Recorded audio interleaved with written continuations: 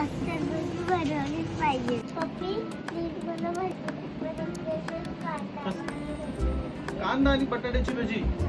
चला मग बनूया आज परीसाठी कांदा आणि बटाट्याची भजी.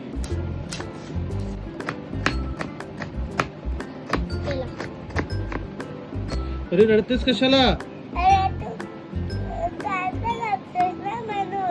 हो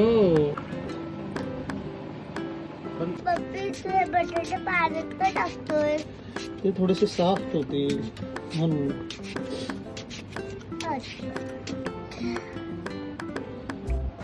आता कढई आहे, कढईमध्ये आपण तेल टाकून घेऊया.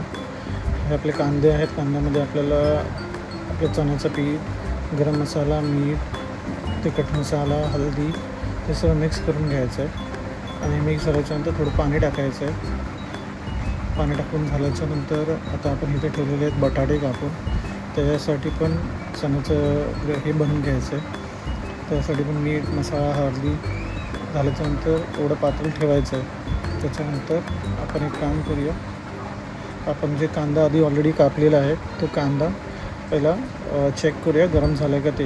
तेल मस्तच गरम झालेलं आहे आणि स्लोमध्ये आपल्याला मंद आचेवरती ही भजी फ्राय करण्यासाठी कढईमध्ये टाकायची आहे. आणि ते टाकून झाल्याच्यानंतर स्लोमध्ये त्याला टर्न करत राहायचं आहे. त्याच्याने आपल्याला आयडिया येईल की भजी शिजली आहे की नाही, बरोबर तयार झाली की नाही.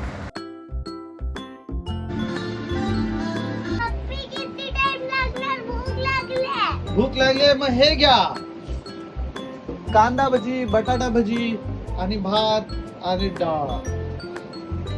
मस्त दिसतंय का? भजी खाऊन बघ कशी आहे. मस्त यम्मी. आणि कांदा भजी